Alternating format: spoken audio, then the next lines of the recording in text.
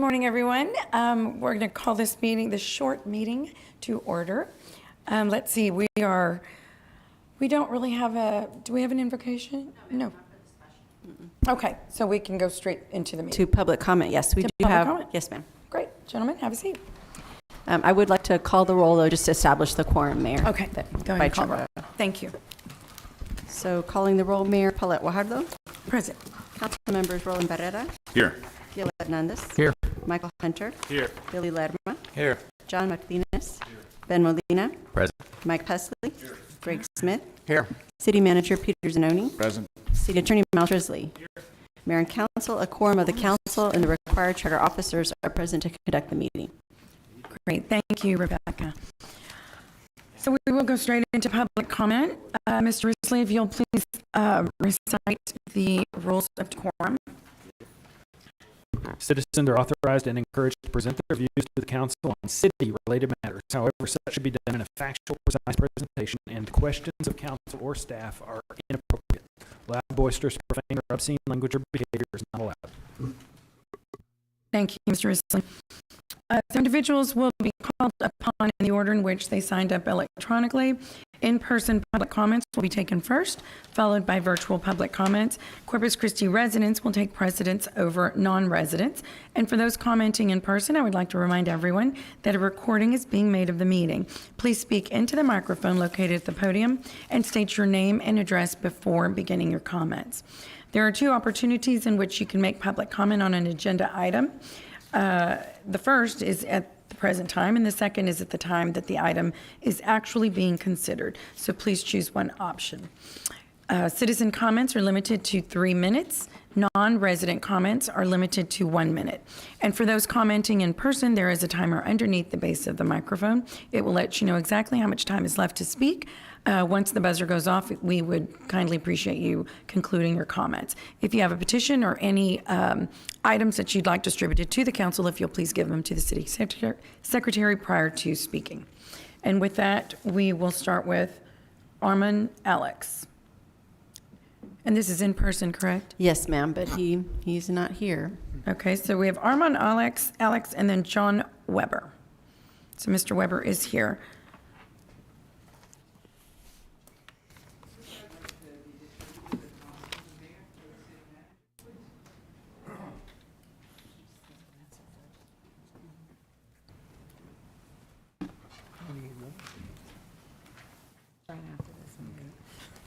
Hi, my name is John Weber, 609 Naples Street.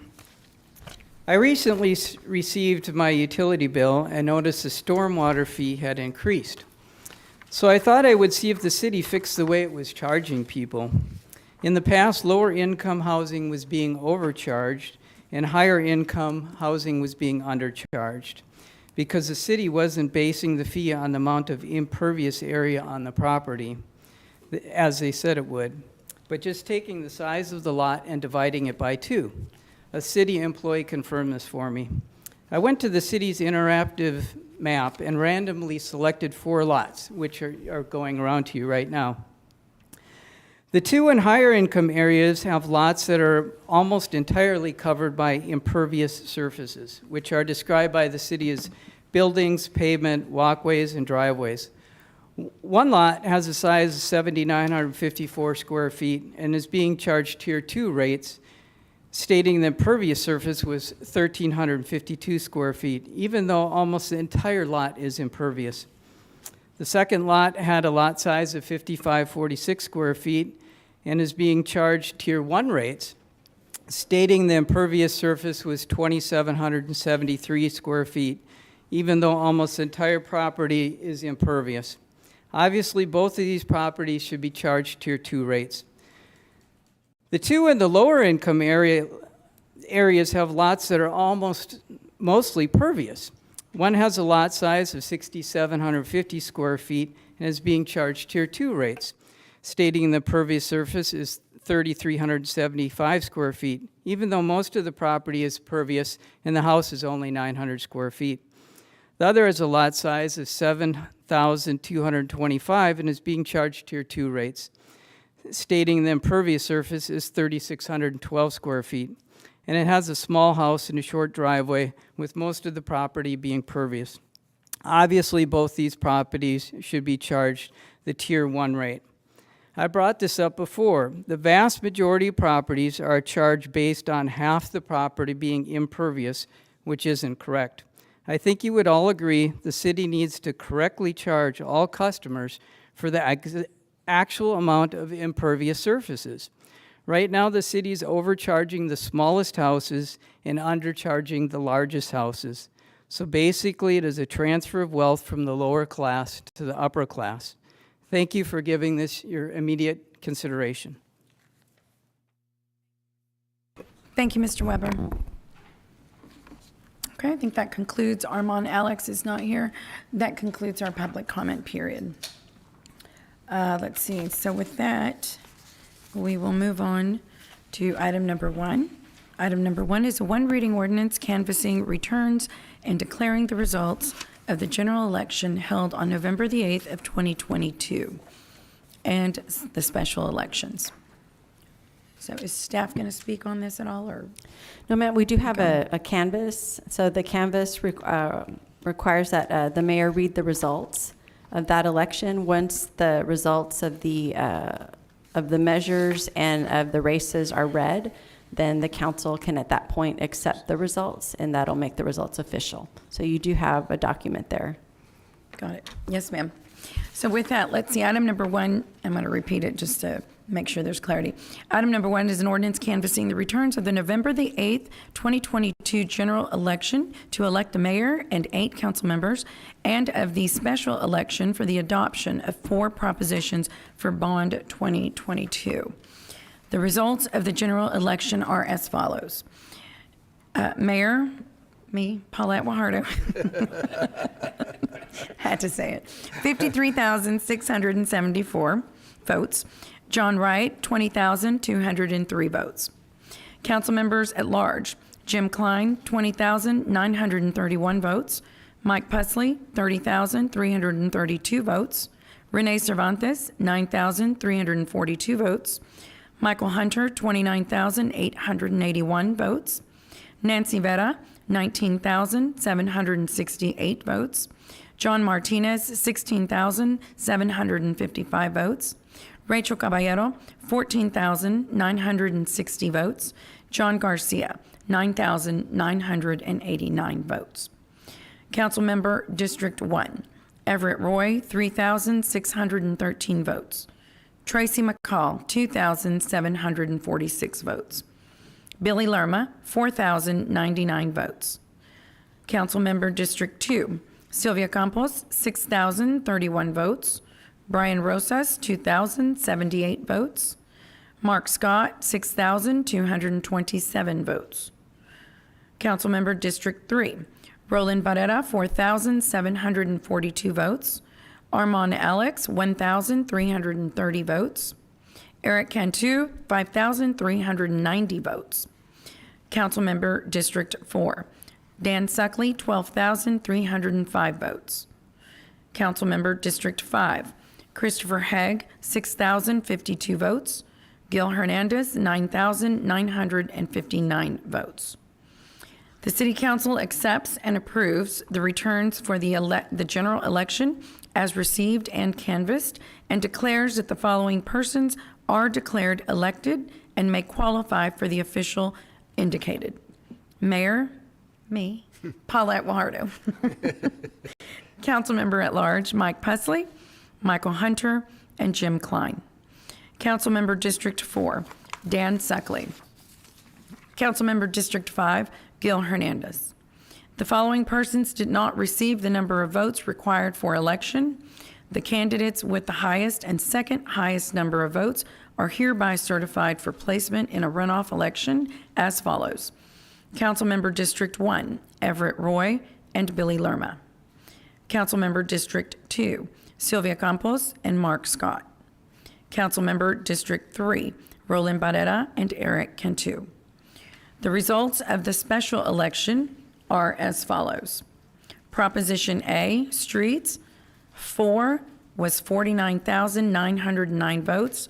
Against was 24,704 votes. Proposition B, which was Parks and Recreation. For was 45,834 votes.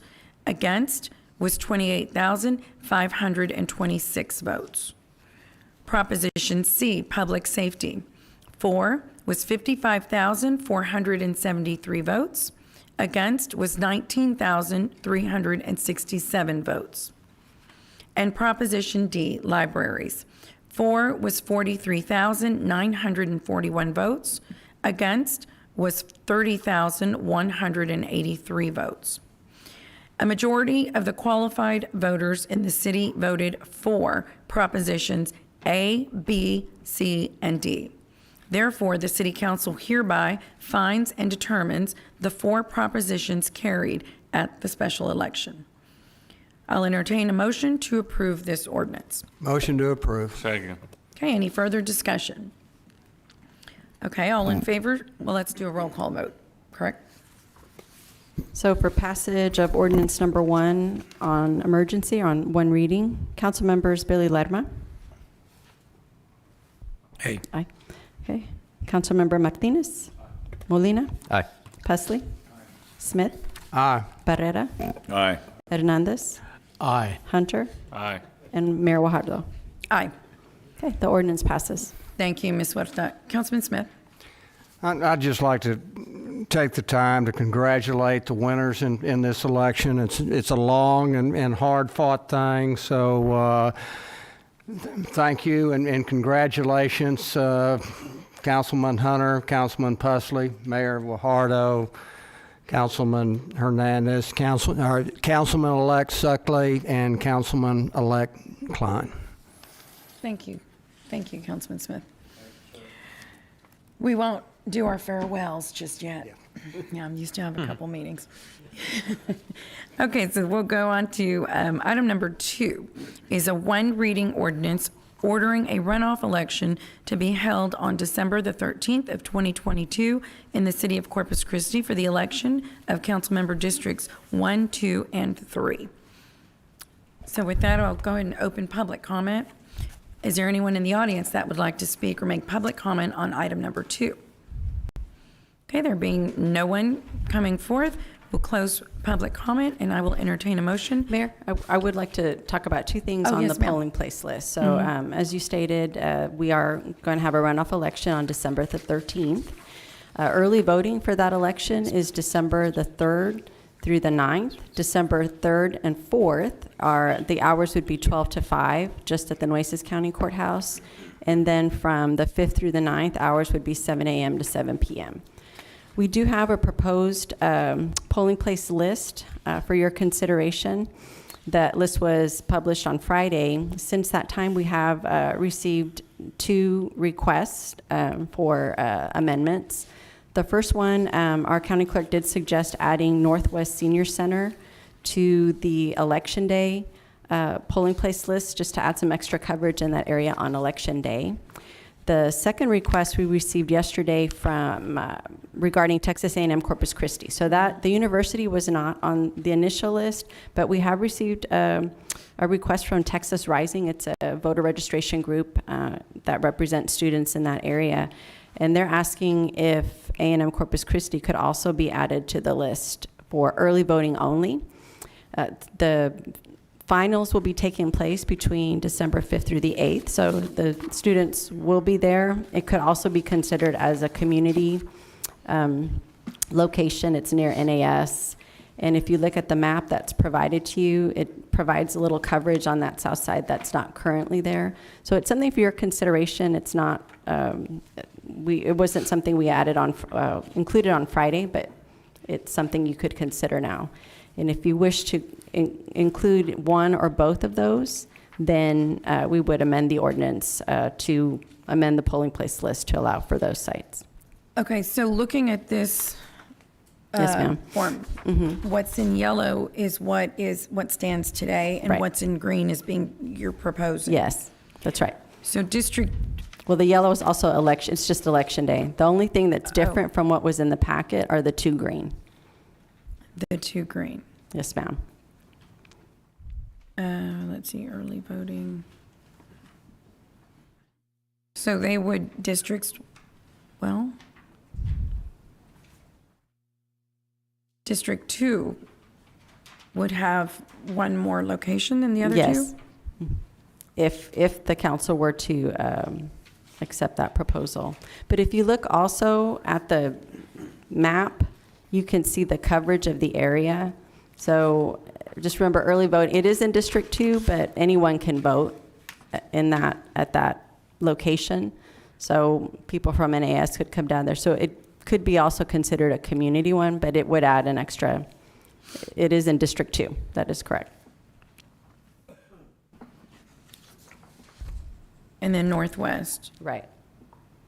And there's a cost incurred? For, To do it this? just would be an additional cost for election workers. That's the bulk of the cost. We would not have to pay for use of the facility. And But what the is cost that, is roughly? for election workers. I don't have that hourly rate right now. I don't think it would be a lot, but it would be additional. It would be additional cost. Oh, is $15 to it? $20. Mm-hmm. Mm-hmm.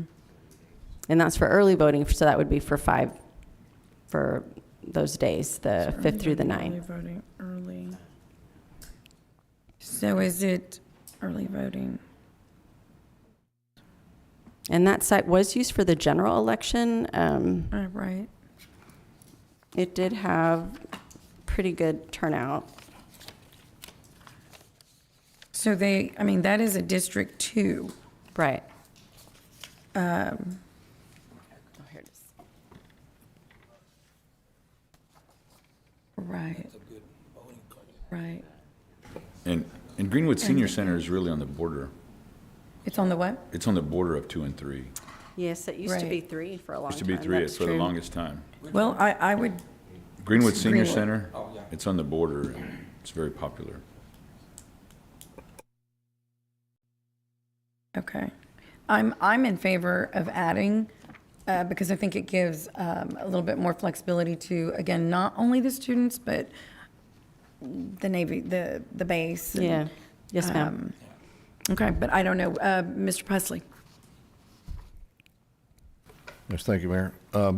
For the record, Rebecca, were these polling locations included in the general election? Yes, sir, they were. They were all Yes. listed? Both of Okay. those were. Texas A&M Corpus Christi was an early voting site.